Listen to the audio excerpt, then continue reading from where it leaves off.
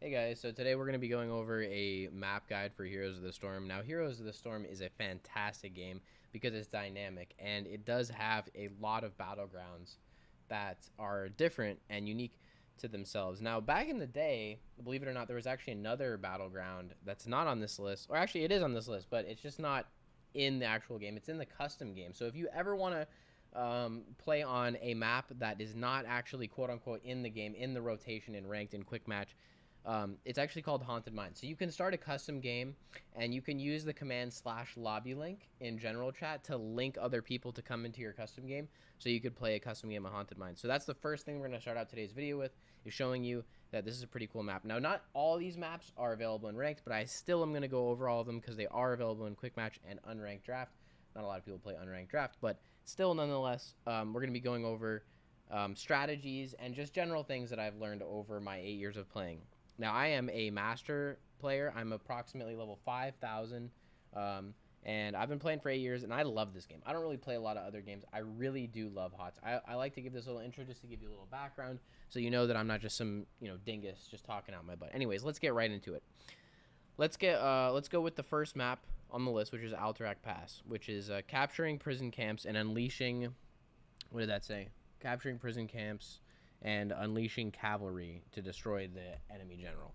So on this map, the particularly big thing that sets this map apart from other maps is actually that it has a core that cannot be destroyed like other buildings. It actually regenerates health, so it's a little bit harder to destroy that core unless you have one of the keeps down. Now, taking the keeps down reduces the armor of the core, or they call it a general. So if you take out some keeps, like let's say that you are blue team and you're pushing red, and you take out this fort and this keep here, it's going to be hard to end with a parade push bottom. Now, I have done this many times where you could just end through one lane, but this map, the core on this map, or the general on this map, if you will, gets armor according to how many keeps you're up. So with 3 keeps up, I believe it's like 30 armor. With 2 keeps, it's like 20. I'm wrong. Don't quote me on this. I don't know exactly how much armor it is, but basically you want to take out at least 2 keeps to be able to easily end on the core. That's the secret on this map.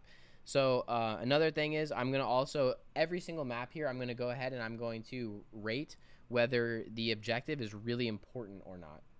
So in Alterac Pass, the objective is really important. This is one of the maps where if you can't really ignore the objective too much, because all 3 lanes push, and not only does it buff the team that is pushing with the cavalry, it gives you increased damage and movement speed, which is actually really strong. So when you're pushing in the lane and you have your objective going with you, those little cavalry camps that have those blue rings around them, those empower you, not only your movement speed, but your damage. So you want to stand in that circle when you're casting your abilities or you're attacking, and it will increase your damage. So that is one of the biggest things, is pushing the lane with that objective is huge. And having an objective come in, all 3 lanes are pushing. If you get value, if you have your team split up and push all 3 lanes during the objective, and they're all doing damage to the walls, and here you might get 3 forts on the first objective if you play it really well and you've already been doing damage, which is pretty insane. This is a crazy map, very snowbally. Getting the objective is important, and what you can do is, if the team has already channeled the objective and the progress is already going up, you can spam right click on this and it will channel it. And even if they're right there next to you attacking you, you can keep spam right click, which will delay this. So that's another trick on this map, is the spam delay. Remember, the little camps buff you. The core gets more armor according to how many keeps are up. These are little things. A double boss play on this map is big. Maybe time that with the objective. Take some camps. Things like that, okay? So the strategy on this map is to secure the objective, have a nice early lead, push all 3 lanes with the objective, or do a parade push in 1 lane with your team and do extra damage in this little circle here with the cavalry and take them out. Make sure to take 2 keeps out before you go for a core push, and that way it will be nice and easy. If you can get all 3, it would be even better. So the strategy is secure the objective, push with the objective, and split your push. All right, so yeah, that map's actually pretty simple. It's basically there's no really secret way to play that. It's just kind of playing normally. Garden of Terror. So this map actually used to be way different, and you used to be able to control the Garden Terrors, which were really cool. However, now this map is similar to Alterac Pass in the sense that it's actually like a mix between Curse Hollow and Alterac Pass, if you will, or Alterac Pass. What happens is you have to basically collect the seed, and once you collect enough of the seeds, kind of like on Cursed Hollow, when you collect enough curses, it will summon the Garden Terror. So what is the secret on the Garden Terror map? Well, back in the day, it used to be, since the Garden Terror was controlled by a player, it used to be that you could put the plant down and attack and do things wherever you wanted. But now, the strategy on this map is, when it comes to fighting over these objectives, do not be the first one to attack the little minions here, because before you channel the objective, it has these little shamblers that you have to clear. And I wouldn't waste time and take damage clearing the shamblers, especially if the enemy's around. So the strategy on Garden Terror is similar to Alterac Pass. You want to get a early lead, and you want to take them down.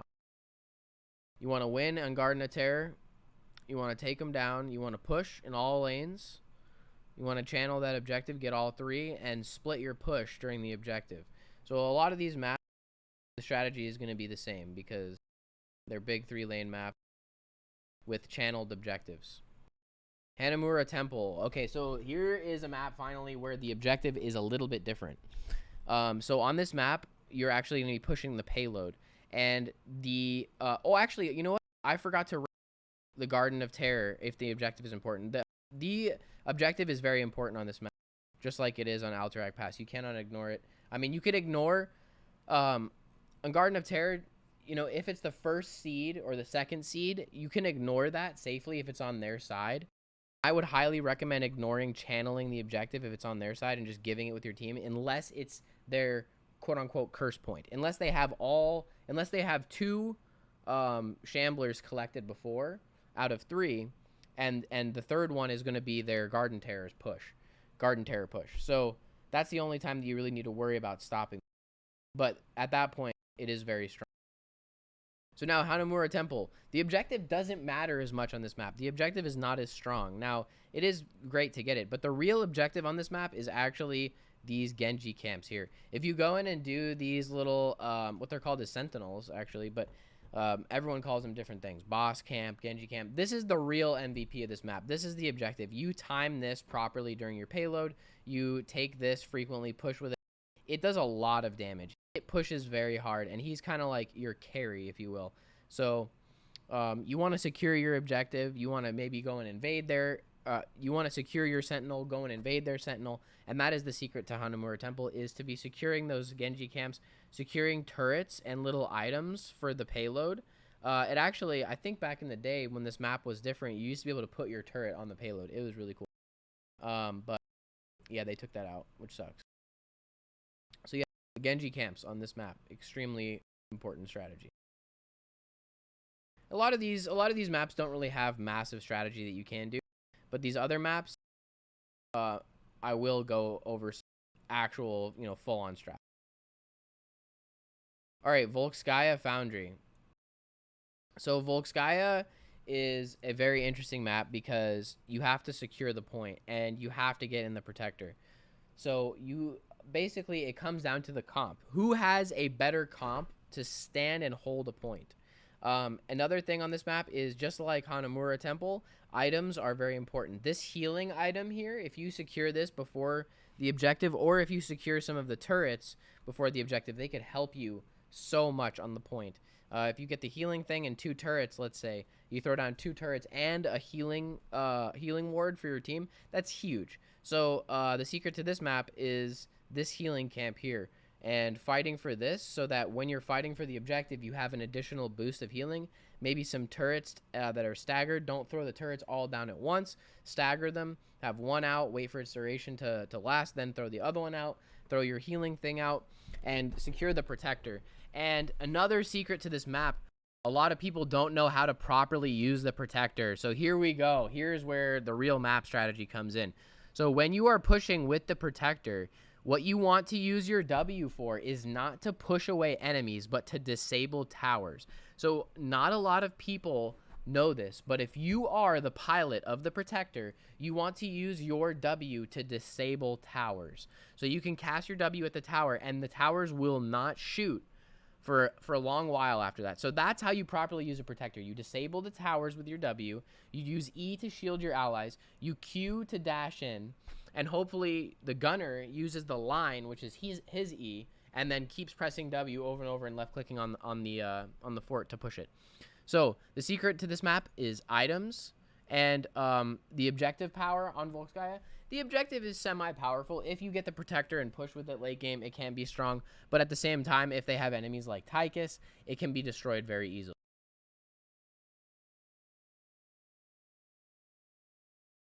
The next map is Haunted Mines. So Haunted Mines, it's not really in rotation, but we'll still go over it briefly. So there's basically a tunnel on the bottom. Or actually, there's like a cave on the bottom, and there are entrances here, and here to go into the underground tunnel. You collect golem seeds, and a golem pushes in your lane while the enemy's golem pushes. So basically, collecting the majority of seeds is important. But here's the strategy to this map. What you want to do is collect as many seeds as you can through the boss and all of these little camps here. And another thing is you can see and tell where people are at in the mines because the golem seeds will destroy, and you'll know, okay, if that just got destroyed, there's someone there. So you want to get all the golem seeds you can, get it to 99 golem seeds, but leave one golem for your enemy to go pick up. At that point, you're going to want to go and take all these camps. This is why Sylve is really good on this map, because everyone's in the mines, and Sylve is just cheesing the forts, pushing hard. So these camps are really important just as much as this objective is, and pushing is very important on this map too. So getting the 99 seeds, getting all the camps too to push at the same time that your golem is pushing is huge. Having a strong golem early game is not as impactful as having a strong golem late game. A strong golem late game is very strong. It's very hard to kill. It has so much health. That's the reason why they took this map out, is because it is so hard late game to come back from a big golem. Towers of Doom. I love this map, and here's another map where we can have great strategy tips. Okay, so on Towers of Doom, the main thing to remember is to not go for these boss plays. Everyone goes for boss plays. They think those 4 points on the enemy's core are really important. The only time that I find value in going for boss on this map are when I've already completely 6-capped the entire team. What does 6-capping mean? It means we have all 3 of their towers, and we already have shit firing on their core. There's nothing else to do. Maybe I'm going to do some bottom camps here that are going to push sappers in, which are going to give us 3 points additionally, and I'm going to do the boss, in addition to that. But still, even then, I'd rather be defending my towers to keep my 6-cap. So the number one secret to Towers of Doom is stop trying so hard to get the boss. The boss is not what you need to be fighting for. What you need to be fighting for in Towers of Doom are the towers. These towers are extremely important, especially bottom. The way that you play Towers of Doom is you play bottom lane. Bottom lane on Towers of Doom is the most important lane to control. If you have the enemy's tower, not only does it secure this altar triangle and make it harder and make the enemy have to come in through a choke here or here, right? The enemy has to come in through a choke here, or has to come in through a choke here if you own this tower. If you've taken the enemy's tower here, this puts them in a bad spot to channel this altar, and it makes it virtually impossible to get this tower down here if they're holding it very well. So taking bot is really important because there are also 2 camps down here. There's only 1 camp here. So if you have this tower and you take both of these sapper camps, then look, that's 3 sappers pushing into their wall, which gives you 3 points, 3 shots, and then another 3 shots from this sapper camp here. So that's 6 shots. But the only way that you can get those 6 shots is if this tower is dead. Then those shots can go in. So that's why bottom control is very important. In addition, once you've already controlled bottom, it should be easier to segue and control mid as well, because you have camps pushing here, or maybe get top. Right, control bottom. They're getting these camps here. Then, you're getting these camps and pushing here, controlling bottom, and then you have your, the enemy team having to respond to this camp that you took up here. And now you take this tower, you take this tower, and then you take this tower. You have all the towers capped. Then you go ahead and take these both bottom camps again and defend the towers. Defend the 6-cap. Don't even touch the boss. The boss doesn't matter on this map. What matters is getting all the towers and taking these camps down here bottom. And maybe the 1 top if you have the tower top. That's the secret of this map, is basically trying very hard to fight for the towers. Okay, so when it comes to the altar phases, right, the most common altar phase is the triple altar phase, right, where there's one altar here, one altar here, and one altar here. How do you fight this to get all three of them, right? So first thing to remember is it's kind of rare to get all three of them. So don't be upset if you don't get all three altars on the first thing. Usually getting two of them is actually still securing a lead. Getting all three is huge. I'd say that only happens maybe 30% of the time. 70% of the time, maybe you get two and you're really happy about that. So the way that you play this map is in a normal fight where you're judging the fight before the altar happened. Are you beating them or are you losing? Judge that and say, well, we're really pooping on these guys. We have a level up on them. We're going to go and try and secure their altar. Then you can say, okay, we're going to push in, and here's how you play it. If you want to secure all three, you leave your top left altar. Let's say that we're blue team, right? So we're going to leave our top left altar right there. We don't care about that. Obviously, if someone goes to channel it, we want to go stall it. But we're going to put the majority of our forces here, maybe 3 people here, and then 2 down here. So the solo laner may go to channel this objective, and the team may be fighting here. So that would put them 4 people here and 1 person here. So the 3v4 needs to just stall this objective. Hopefully the 1v1 gets 1 down here, and that person wins and channels the altar. Then he can rotate and come up and help with the stall of the 3v4. There's a lot of different ways to play it, but basically you get the altars that are on their side first, and then you worry about your altar on your side. That's how you get all 3 of them quickly. But usually you're just securing the bottom one and the top one. And I see a lot of people trying to secure their objective when there's just no way to do it. You know, everyone kind of has to be on the same page for that to happen. So, and then when it comes down to this bottom altar, it's just about controlling the other enemy's fort. If you have the enemy's fort, it will be way easier to get this altar. So when it comes to the triple phase, you want to put the majority of your forces on their top altar or their bottom altar, depending on where they are, right? And then go ahead and take them out and take them all. Otherwise, you're just getting the other. And the objective is extremely important on this map. If, you know, you don't do the objective, you lose on Towers of Doom. Simple as that. And also the towers. Infernal Shrines. So this map is actually one of the best maps for mages. And the reason why is because AoE is really important on the shrine. Basically, if you can do a lot of damage on the shrine, you can get the objective and secure it really fast. So another thing about this map is you can see that there's a camp here, there's a camp here, there's a camp here. But look, what's the crazy thing? The camp top is actually nestled in here. There's no camp all the way up here. So where am I going with this? Well, the way that the lanes are split on this map, what you want to do is these camps are pretty difficult to take. But here's the thing. The way that these camps are positioned, it's very rewarding to actually steal the enemy's camps, because these camps will then go for the enemies building themselves. And if we look back at some of these other maps here, that strategy is very, very viable too.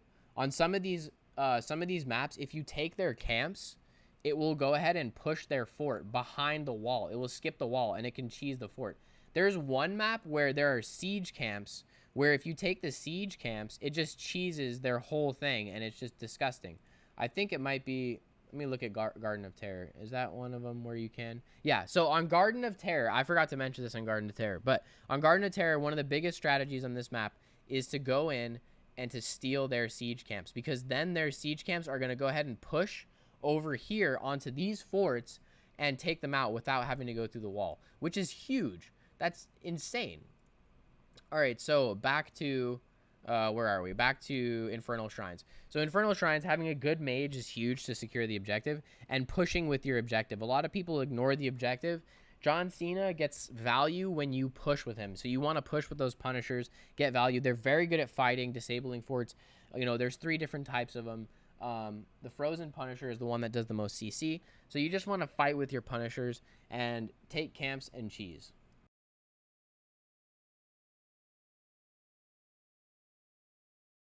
On Battlefield of Eternity, timing the camp at the right time is extremely important. You want to take this camp before the objective is up every time.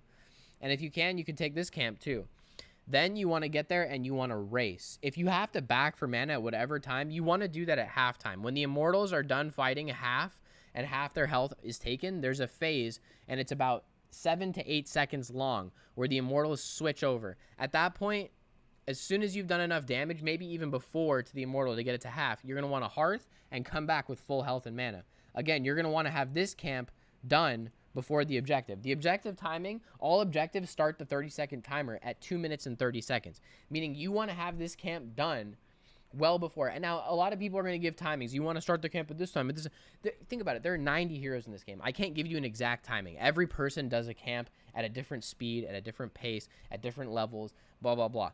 All I can tell you is factual information. The objective starts its countdown of 30 seconds at 2 minutes and 30 seconds, meaning you should have this camp started probably some point. You should start this camp probably at around the 2 minute mark. That way it gives you a whole minute, or maybe 2:20, depending on how long it is. It's better to have the camp done and just stand near it and have it ready to cap right before the objective pops than to not have it ready and be doing this instead of racing. And this is the biggest problem on this map, is that everyone knows that you need to get this camp, but no one seems to actually remember the right timing to get to that camp. And too many times, and this is why I'm bringing this up, too many times you see people racing to get this fucking camp before the objective, and the objective is already going on. The Immortals are out, and your Immortal is already halfway dead because you decided to get the camp. The camp is not worth it if you haven't started it before the Immortal, before the objective. The camp is only worth it if you timed it properly. If you started it at like 2 minutes and 10 seconds, 2 minutes and 20 seconds before the objective was about to pop, and it just capped, boom, right at like 250, right? Boom, 250, you cap the camp, and then at 3 minutes in of game time, the Immortal comes down. That means your whole team is there ready to do damage to the Immortal or defend it, and the camp is pushing. That's how you want to play it. Otherwise, don't even bother getting the camp. Otherwise, you're throwing the game because you're not there for the objective. Another thing is, if you're not winning the race, a lot of people put too much into the defense. One of the biggest strategies on this map, it's actually really stupid, but it's the most obvious thing ever, is stop trying to defend the whole thing all the time. Stop always sending one person to defend, or to, it's okay if the tank does it, but don't send so many people to defend just because you're losing the race. Race it out. It still gets rid of the shield of the Immortal. So as long as you're taking it down, even if you don't win the race, you're making the Immortal a lot easier for you to kill. So basically what I'm saying is, even if you're behind and they have way better race than you, going in and trying to defend and kill them is obviously the right thing to do. If they're winning the Immortal, then the way that you counter that is you run to their Immortal and you fight them and you kill them so that they can't kill your Immortal. But in that time, they're probably going to have just committed to racing that Immortal, and you're probably going to lose the Immortal race, which sucks. So that means that maybe one person should have stayed on this Immortal, or you can be pushing this Immortal. So you have to wipe them, but at the same time, they're going to have so much value. By the time that they come back, maybe they'll be able to still get the Immortal down. So it's very difficult when you're behind on the Immortal map. So how do you not get behind? Well, just be there to race and have everyone hitting it, every single possible hero. It's a very rare percentage of time where, they're going to have just a way better hero that has way better race. Like, they just get lucky and they have a Vala with Monster Hunter, or auto attack Vala, or they have a Zul'jin or a Rainer, right? They have something Lunara that does more damage to PvE, and they just got lucky, right? That sucks. Then you can go in and try and fight them.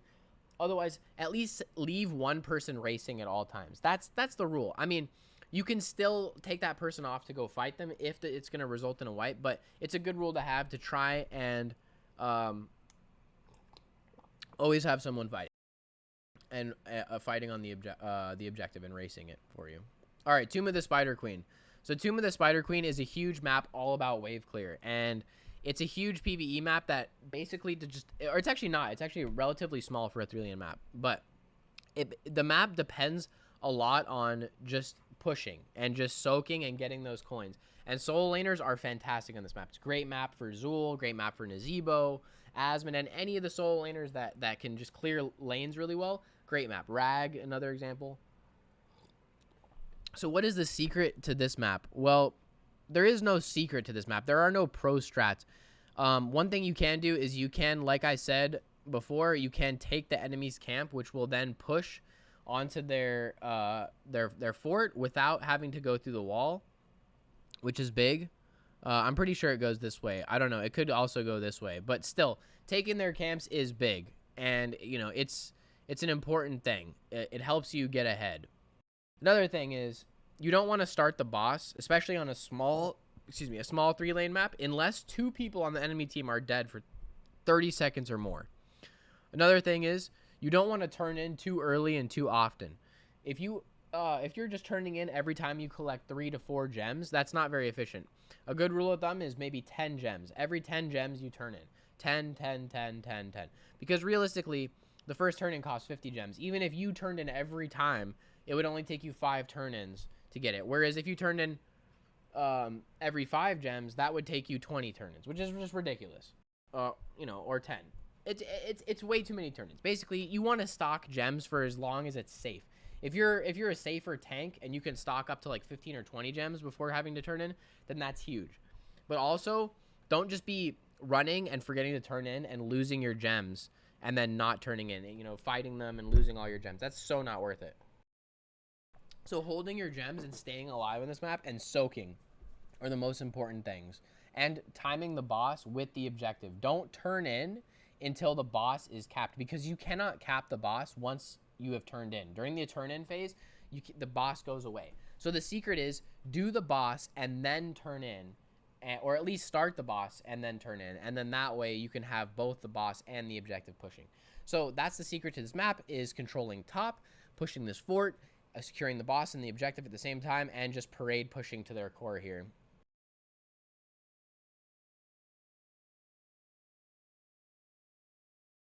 All right, Sky Temple. Sky Temple is one of the best tank maps in the whole game, and you can guess why. It's all about holding points. So we have a temple here, and a temple here, and a boss here.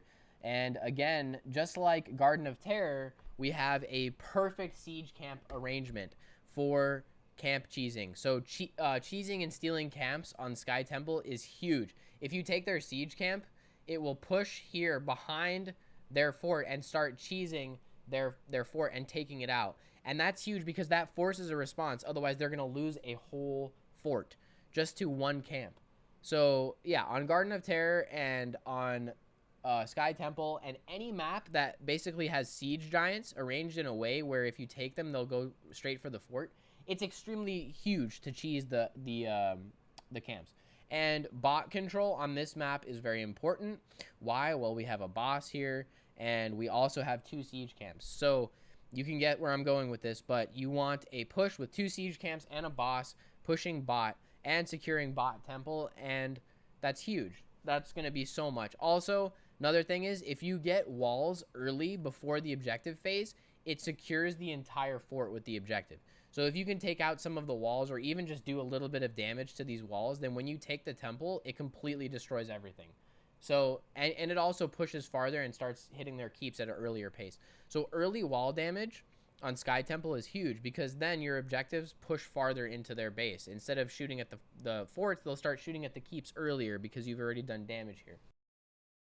So, again, boss control, siege camp stealing, tanks that can really hold the objective, and splitting properly, accommodating your forces, holding this vision here between the double objective phase is huge. Always having that way before is another big thing.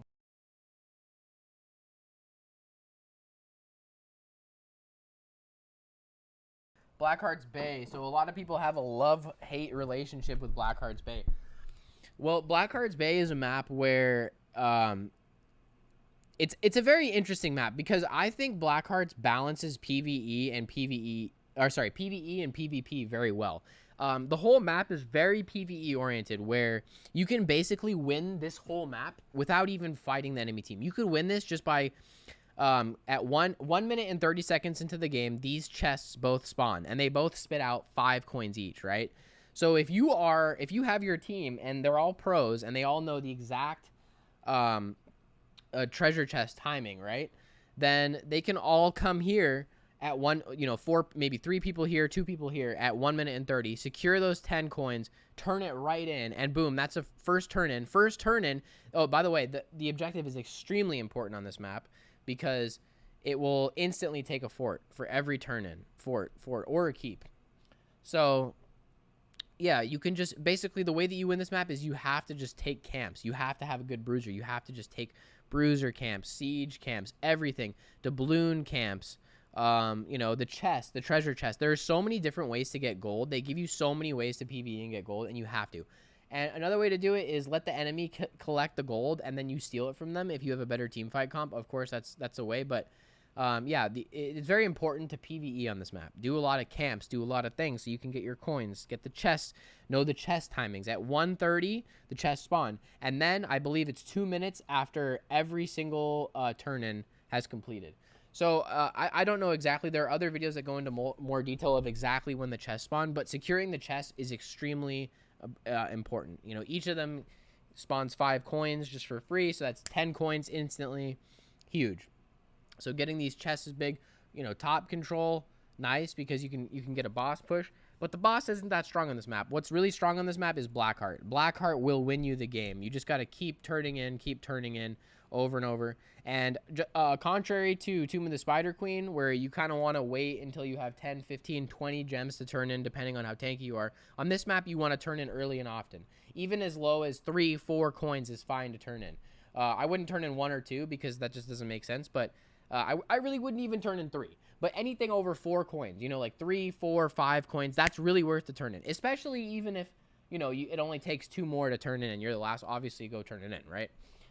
But what I'm saying is you want to turn in early and often, because losing the doubloons gives the enemy those doubloons, and it really sucks, because there are a lot of games where I played this map where we've collected so many coins and we've lost because the enemy killed us and took our coins and turned in.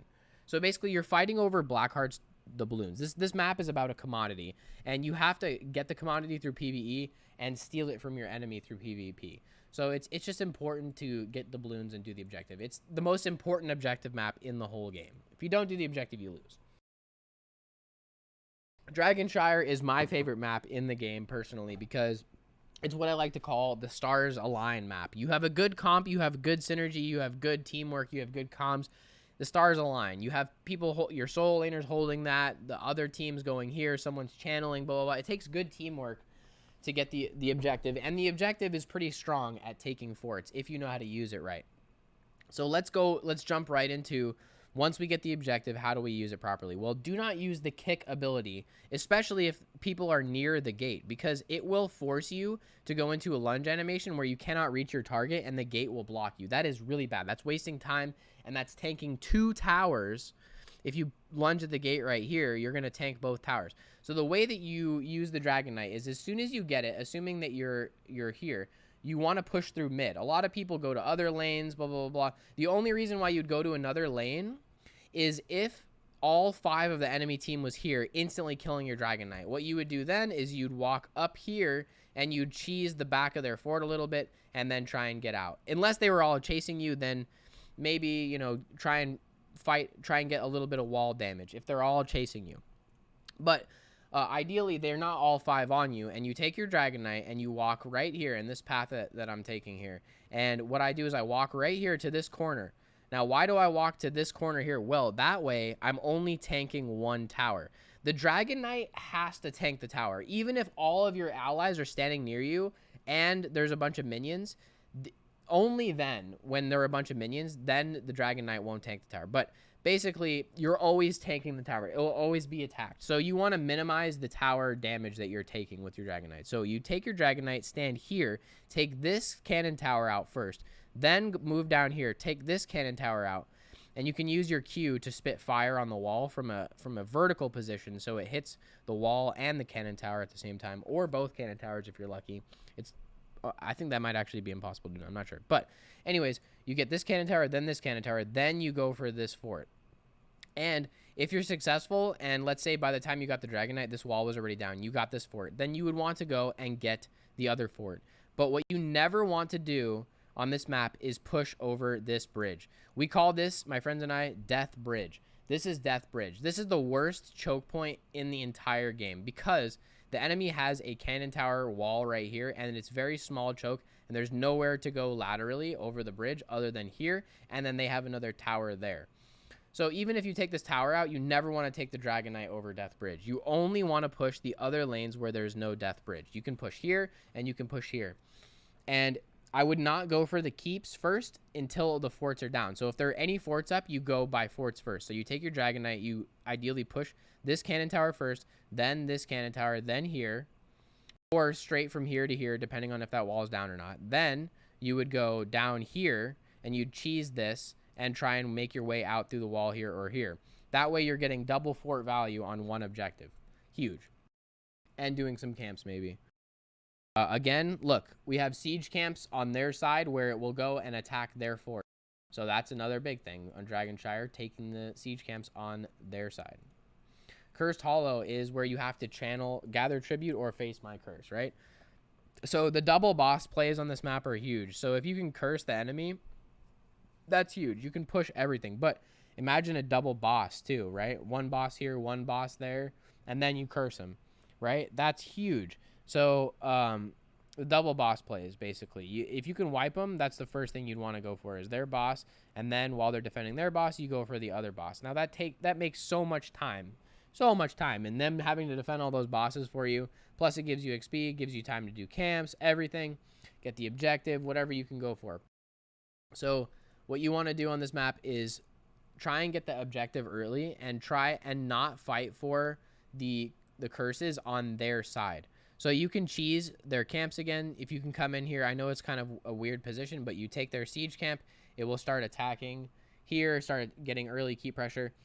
But the reason why you don't want to go for the curses on their side early is because that can give them an early advantage. So what you do is you fight for the curses that are on your side. So let's say the curse spawns here. If it's anywhere in the middle of the map, you can fight for it.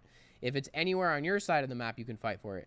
As soon as it spawns on their side of the map, you don't want to fight for it anymore. So if the stars line up, then the curse will spawn at some time when it will spawn on your side and it will be your turn. It will be like, you know, the enemy is maybe 1 out of 3 and you're 2 out of 3 and the curse spawns here. Then it's so easy for you because all you have to do is send your team right here. You have this watchtower, you have these forts and this well to fall back to, or this well to fall back to, or, you know, or this bush, and it's easy to escape. You're right near your base and you can easily set up a choke here. It's a more advantageous position for you. There's less of a choke for you than there is for the enemy. The enemy has to get choked more to come and fight here. So basically lining it up, and you can ignore the curse phases on their thing unless it's their curse point.